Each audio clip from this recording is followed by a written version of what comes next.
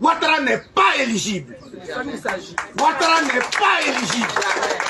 Ouattara n'était pas éligible au 3e mandat, il n'est pas éligible au 4e mandat. Comment ça se fait que celui qui est éligible, c'est de lui qu'on parle, qui ne pourra pas aller aux élections, et c'est celui qui n'est pas éligible, c'est lui qui va aller aux élections.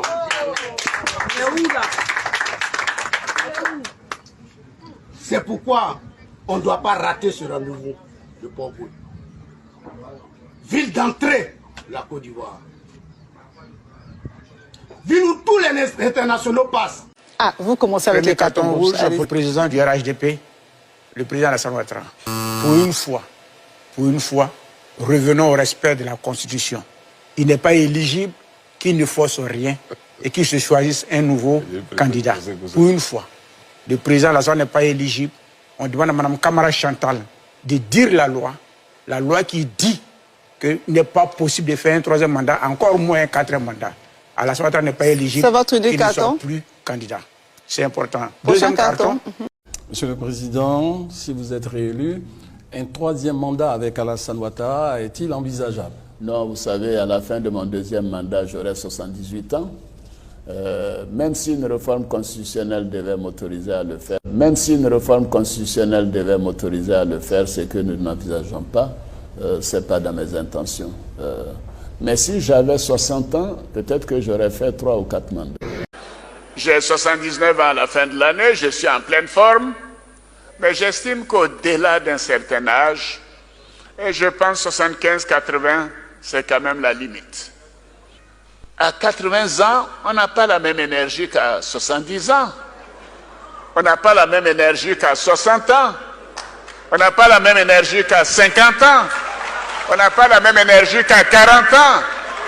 Alors pourquoi voulez-vous qu'on reste aux affaires et qu'on cherche à être président au-delà d'un certain âge? Ce n'est pas raisonnable.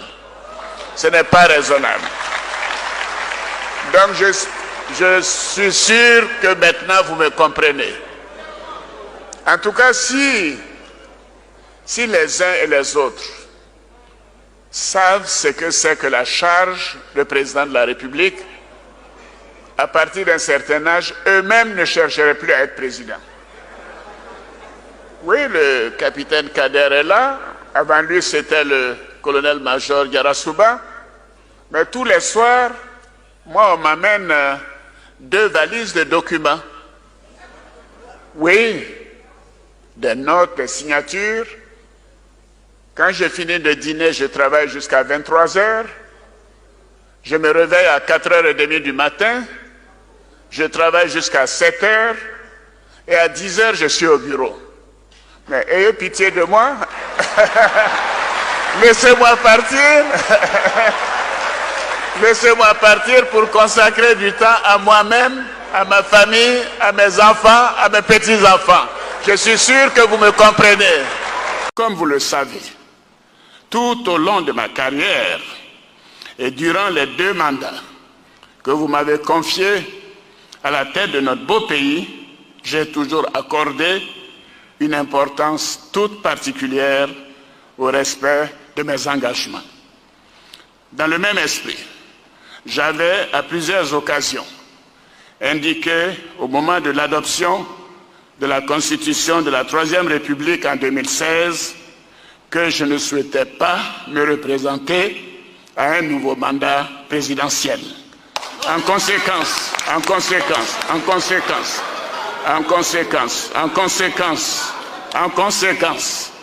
je voudrais vous annoncer solennellement que j'ai décidé de ne pas être candidat à l'élection présidentielle.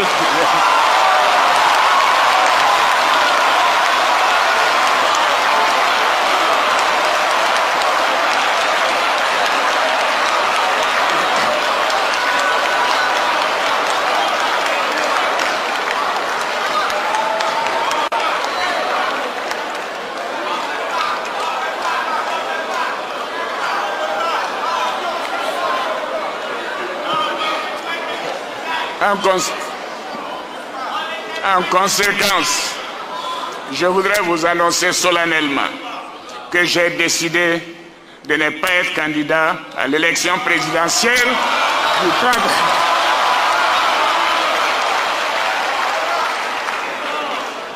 à l'élection présidentielle du 31 octobre 2020 et de transférer le pouvoir à une jeune génération.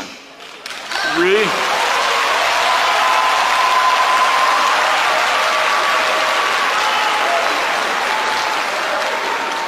Cette décision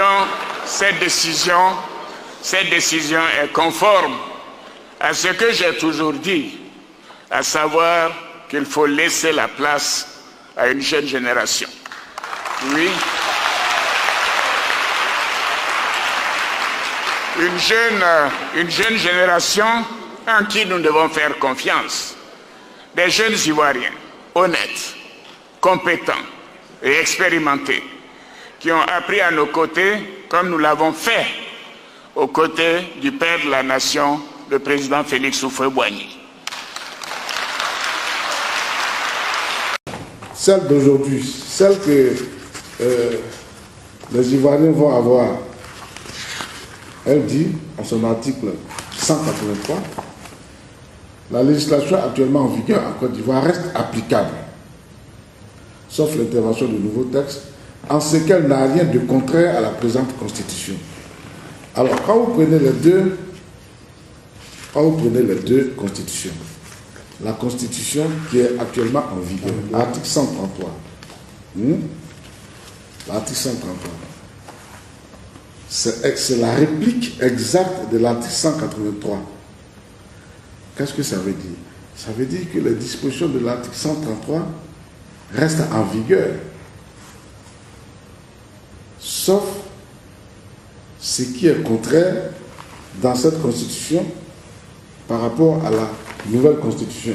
Or, la durée du mandat, article 35, la durée du mandat, article 35, le président de la République est élu pour 5 ans, au suffrage universel direct. Il n'est rééligible qu'une seule fois. L'article 55 de la nouvelle Constitution dit exactement la même chose. Alors, à partir de là, il n'y a absolument aucune difficulté. Le président, les dispositions de cette Constitution restent applicables, même sous l'empire de cette Constitution. Il n'y a aucun risque. Hein? Voilà. Donc, cela dit, le président a dit et redit à plusieurs reprises. Bon, c'est vrai que les Ivoiriens sont devenus de Saint-Thomas, ils veulent voir pour croire. Tant mieux. Je veux croire une fois, pour une fois au monde, que le président Ouattara tiendra promesse. Si tel est le cas, c'est une décision responsable et sage, parce que cette décision-là va éviter Ouattara d'être devant sa responsabilité lorsque la Côte d'Ivoire brûlera. Cette décision va permettre au président Ouattara de refuser toutes sortes de tentations auxquelles il est confronté aujourd'hui.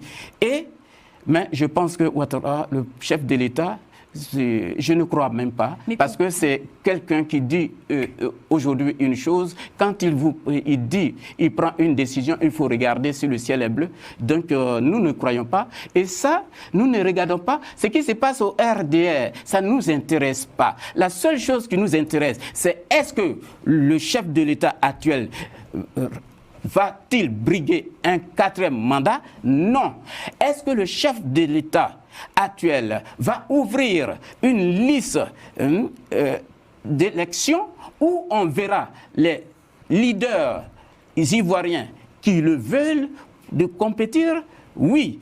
Est-ce que le chef de l'État et le pouvoir vont-ils permettre enfin que les nouveaux majeurs puissent s'inscrire pour choisir celui qui va présider à leur destinée? Oui. Est-ce que le chef de l'État ne va pas nous humilier alors qu'il a pris plus de 5 millions d'euros à l'Union européenne, notamment à la France, pour auditer la liste électorale? Est-ce qu'il va mettre cet argent dans la poche et ne pas auditer la liste électorale? C'est ce qui nous intéresse. Le reste, ça ne nous intéresse même pas. Le chef de l'État ivoirien n'est que l'émissaire de quelqu'un. C'est un pauvre type, quand tu regardes, il faut le plaindre.